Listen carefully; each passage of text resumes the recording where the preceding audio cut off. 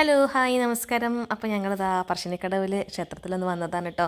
കഴിഞ്ഞ ദിവസം നമ്മളൊരു കൊട്ടിയൂർ യാത്ര ഉണ്ടായിരുന്നു. അപ്പോൾ അതിൻ്റെ ബാക്കി നമ്മൾ ചില അമ്പലങ്ങളിലൊക്കെ ഇങ്ങനെ ചുറ്റിക്കറങ്ങി. അപ്പോൾ ഇതാക്കണോ നല്ല ഭംഗിയിൽ നമ്മളെ ക്ഷേത്രകഥ അവിടെ നിൽക്കുന്നുണ്ട്. കണ്ടമാനം ആൾക്കാരുണ്ടായിരുന്നു കേട്ടോ ഞങ്ങൾ പോയ ദിവസം.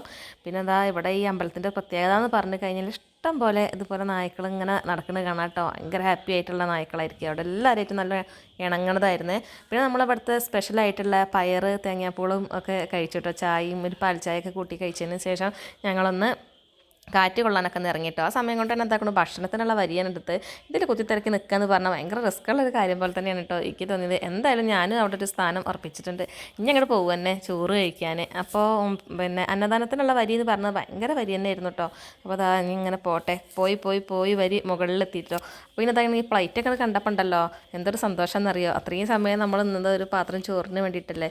അപ്പോൾ എന്നാലും കുഴപ്പമില്ല. മുത്തപ്പൻ്റെ അവിടെ ചെന്ന് കഴിഞ്ഞാൽ ആ ചോറൊക്കെ ഒന്ന് കഴിച്ച് പോന്ന് കഴിഞ്ഞാൽ അതൊരു സുഖമുള്ള കാര്യം തന്നെയാണല്ലോ. അപ്പോൾ അതാ ചോറുണ്ട്, പിന്നെ ഇത്തിരി മോരുണ്ട്, കുറച്ച് സാമ്പാറും ഉണ്ട്. എല്ലാതും കൂട്ടി കഴിച്ചതിന് ശേഷം പിന്നെ ഞങ്ങൾ തിരിച്ച് പോരുമ്പോൾ വിചാരിച്ചു കുറച്ച് സാധനങ്ങൾ എന്തെങ്കിലും വാങ്ങാമെന്ന് കേട്ടോ. അപ്പോൾ ഇതാക്കണ ഒരു ചേച്ചിയില്ലേ നായനെ കളിപ്പിക്കുകയാണ് കേട്ടോ. ആ കൊട്ടി കൊടുക്കുന്ന സമയത്ത് നല്ല മട്ടത്തിൽ അതോടെ ചൊറിഞ്ഞ് മതി ഇരിക്കുകയാണേ.